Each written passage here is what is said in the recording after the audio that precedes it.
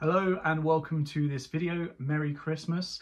This video is my thoughts on Charles Dickens' A Christmas Carol and also The Chimes, which is his second Christmas story released the year after A Christmas Carol, from this book here, which is A Christmas Carol and Other Christmas Stories. There are 5 stories in this book, but I'm going to leave the rest for another year.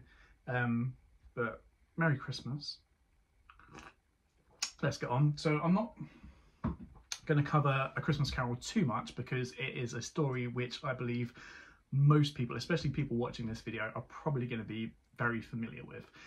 But off the top of my head, it's a story about Ebenezer Scrooge. He's a bit of a miserable old miser. He doesn't really have time for anyone. He doesn't care about anyone, care about anything. Well, maybe about money. But so we see Scrooge in his office, and he has a caroller that comes to him. He has some people coming for charity and he dismisses them without a second thought. His nephew comes to see him and tries to get him to come over for Christmas dinner. It seems to be a tradition he does every year where he tries to get him to come over for dinner and he just keeps on getting knocked back. And then that evening we see Scrooge being visited by the ghost of Marley, which is his old business partner. He tells him to expect 3 further ghosts who are going to visit him to try and save his soul. So we see a character arc with Scrooge, starting in one place, ending in another. So there is a very visible storyline there. But when you look further down, the story is very much, and when you know a bit of the background and why Dickens writes, well, a lot of his stories to be fair, there's issues of social differences, class differences,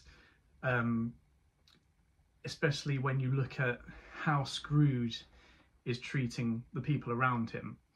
And you definitely get the undertones that Dickens is trying to write to people, either people that maybe not familiar that, you know, there are poor people out there that are living, you know, really badly, or to the people that know there's poor people out there living in, you know, quite horrible conditions, to try and make them feel a little bit guilty about ignoring them.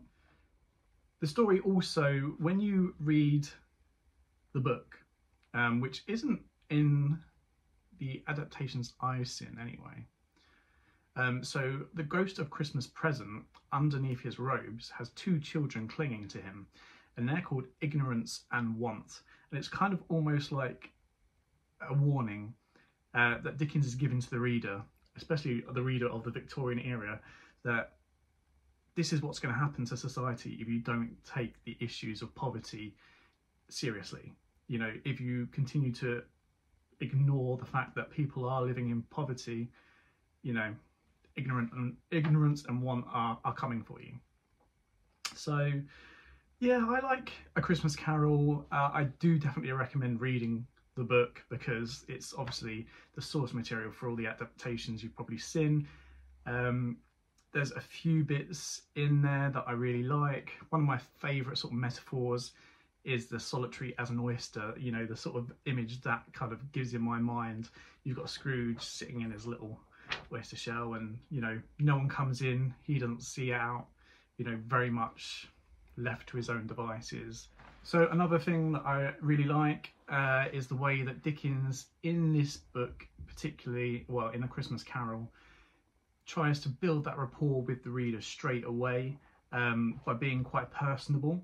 So you've got that Marley was dead to begin with, so that's the shocking part as well. So that's to shock the reader. You're like, oh, okay, stand to attention, someone's dead. But then when he's talking about dead as a door now, he says, mind, I don't mean to say that I know of my own knowledge what there is particularly dead about a doornail. And that's almost like trying to gauge the reader in a conversation, bringing the reader in, which I really quite enjoy about this story. And also you get that in the Chimes as well. So then further on in the book, we get another bit of Dickens trying to bring the reader into conversation. And this is where the second spirit is arriving. Scrooge hasn't seen the spirit yet, but all there is this blaze of light. And he's confused as to whether he's dying in a case of spontaneous combustion. And then after we hear about that, Dickens writes, however, he began to think, as you or I would have thought at first. And that's once again conversing with the reader, bring them further into the story. And if anyone's watched my previous videos on Dickens, Great Expectations, for example, I mentioned what I quite like that Dickens does and makes his work very easy to tell it's Dickens, is where he will list a long list of either adjectives or nouns when he's describing something or describing what's in a room, blah, blah, blah.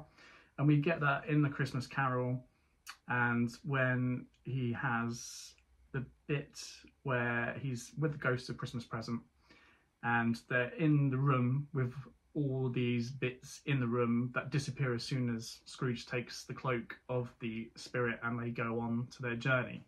And you have the holly, mistletoe, red berries, ivy, turkeys, geese, game, poultry, brawn, meat, pigs, sausages, oysters, pies, puddings, fruit and punch all vanished instantly.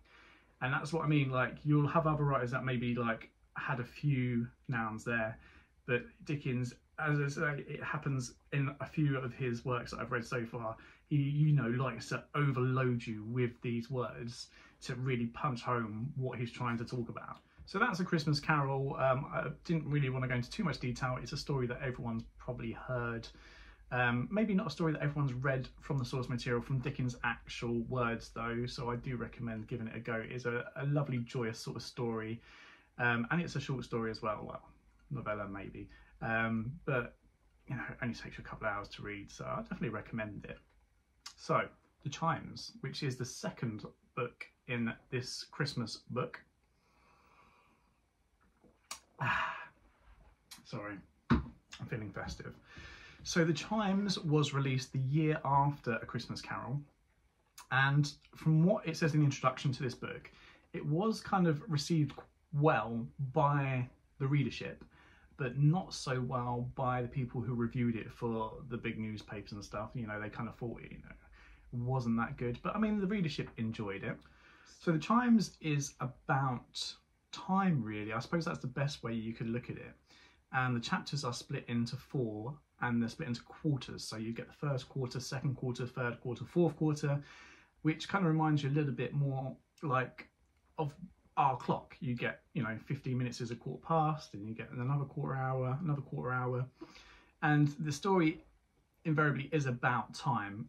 One thing I should have mentioned, in the Christmas Carol, their chapters are split down into staves, which gives it a hint of musicality, I guess, because that word is related to music. A Christmas Carol is musical, and then you've got the story itself. It kind of lulls a little bit in the middle. You know, you get some high bits, you get a low bit, and then you get a triumphant finish. So very musical. So in The Chimes, we have a story about time. The story revolves around the central character Toby Veck, or Trotty Veck, who is an older gentleman who is invariably poor. We can say he's poor, and he has a daughter. Now Toby is what is considered a ticket porter, and from what I've read in the book, it just sounds like he kind of sits on the steps of this church where the bells are, looking for work, and he kind of, whenever someone wants some post or parcels delivered, he'll take it from them and deliver it to wherever he wants to go, hence his nickname Trotty. He apparently walks quite fast. He's one of the fastest people around, but he doesn't earn a lot. Where A Christmas Carol has hints of, you know, social injustice and class difference, this story is teeming with it. You can really tell with this story, especially by the ending and the closing sentiments from Dickens himself, that this story really is about, you know, how we perceive the poorer people in society and what damage can be done if they are ignored and not helped.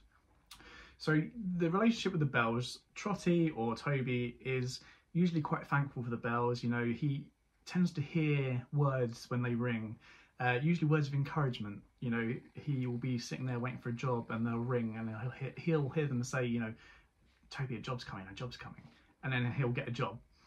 But on this one particular day, and now I must say, like, where A Christmas Carol is very much about Christmas, this story doesn't really mention Christmas at all. It's on New Year's Day, well, New Year's Eve, New Year's Day, But apart from that, mentioned a few times, you know, I can't quite see it as a Christmas story myself, but it is quite nice. Anyway, so this one particular New Year's Eve, he's feeling a bit down in the dumps, and he starts to believe that maybe the poor people are born bad. You know, they don't turn bad, they're just born bad. So I'm probably going to read a bit more from this book because it's probably a story that more people are unfamiliar with. So where Toby is feeling quite bad and down in the dumps, you've got him saying, it seems as if we can't go right or do right or be righted. I hadn't much schooling myself when I was young, and I can't make it out whether we have any business on the face of earth or not. And it's quite sad, really. You start hearing talk like this. You know, he starts off actually quite a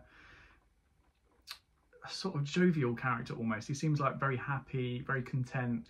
But this day, he's just feeling down, and it doesn't get any better for him. He says, "We seem to be dreadful things. We seem to give a deal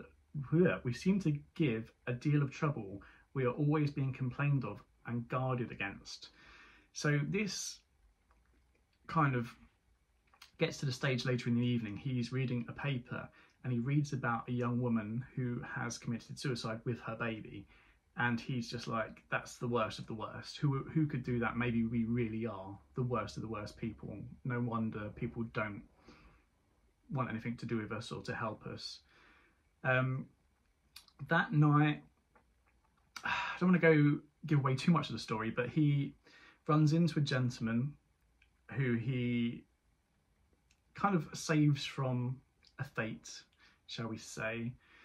And that evening, once he's taken this gentleman, Will Fern, and his niece into his house, he hasn't got much to provide them, but he gives them some shelter and some food. He's sitting there listening to the bells, and they're telling him to come to them, you know, come visit us, you've got to come. He thinks this is strange, so he goes to visit the bells, and he goes up to the top of the steeple and sees all these mysterious goblins just running around the bells, but only when they're chiming. When they stop chiming, the goblins all just, as it says in the book, die. They just disappear. So the bells summon Toby almost to them, and they tell him that, you know, you have given up hope. You know, usually when we chime, you give us thanks, you sing along with us. But today you've been, you know, every time they rang, you've been giving up hope and condemning the poor. You know, there was an incident where Toby and his daughter were on the steps. He was waiting for work, and these rich gentlemen come past and, you know, give them a bit of grief, shall we say. And anyway, he, you know, when the bells ring, then he's just like, oh, you know, maybe we are no good. And, you know, instead of being cheerful when they ring. So the bells take this quite personally. So I'm going to mention a little bit here, and this is one of my sort of favourite sentences in terms of the way it's constructed. You get rhymes, you get alliteration, you get assonance. And this is when he first goes into the steeple and sees all these goblins flying around the bells. He saw them ugly, handsome, crippled, exquisitely formed. He saw them young, he saw them old. He saw them kind, he saw them cruel. He saw them merry, he saw them grim. He saw them dance, he heard them sing. He saw them tear their hair and heard them howl. And it's just the way that kind of is so musical. It's kind of, yeah, I enjoy that. So when I was saying that this story is very much about social injustice, so we get this character Will Fern. If you read the book, you'll see where he comes along, but it's the guy that Toby tried to save and his niece. And he saved them from going to court to be sent down, or put them down, as this rich justice was saying at the beginning of the story. Anyway, so once Toby is in the steeple, it turns out that he is dead, and he sees his body laying on the floor. He must have fallen. And the goblin of the bells tells him that actually he's been dead 9 years, and it almost, a bit like A Christmas Carol, then shows him things from the future, but only the future. There's no past, there's no present. It just shows Toby stuff, New Year's Eves that are happening in the future. And one scene is with this Will Fern, and he storms his way into the house of the local MP, whose it's the wife's birthday. They're having a party, and he makes this statement, and it's actually quite moving in terms of the reasons behind it. He says, "See how your laws are made to trap and hunt us when we're brought to this. I tries to live elsewhere, and I'm a vagabond. To jail with him, I comes back here. I goes a nutting in your woods." I did laugh at that bit, I know, it's just immature. "And breaks, who don't, a limber branch or two. To jail with him. One of your keepers sees me in the broad day near my own patch of garden with a gun. To jail with him. I has a natural angry word with that man when I'm free again. To jail with him. I cuts a stick. To jail with him. I eats a rotten apple or a turnip. To jail with him." And this very much punches home that all these people are doing is sort of minimal things, but they're literally just being put away for it. You know, these rich people around, they don't want this type of person around. Put them in jail. And it's quite hard hitting, and you get a number of things like that in the book. So as Toby is viewing these scenes from the future, he sees his own daughter become more in need, more desperate, more poor as well. And she was at the beginning of the story due to marry this young gentleman. They were in love. That's all gone down the pan, and you know, it turns out the young girl that they took in, the niece of Will Fern, she turned to prostitution, she dies, and she had a child that Toby's daughter had taken in and tried to look after. She then was kicked out of where she was staying, where she was renting, because she hadn't paid the bills. She had no money. She went out all day trying to get some money. She didn't have any money. No one gave her any work. And it gets to the stage where she, along with the child that she's taken care of, commits suicide. And you see the full circle. You know, you had Toby earlier in the story saying no person would ever do that. That's, you know, we must be terrible people. And then when he sees his own daughter do that with this child, you get the speech from him saying, "Think what her misery must have been when such seed bears such fruit. Heaven meant her to be good. There is no loving mother on earth who might not come to this if such a life had gone before."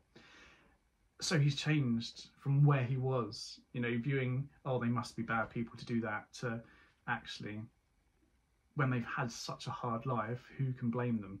Why are we blaming people for, you know, committing suicide? Why are we, you know, frowning upon that when we've given them no choice? We haven't helped them out of their poverty, out of their need. And you get to the part where he also says, "I know that our inheritance is held in store for us by time.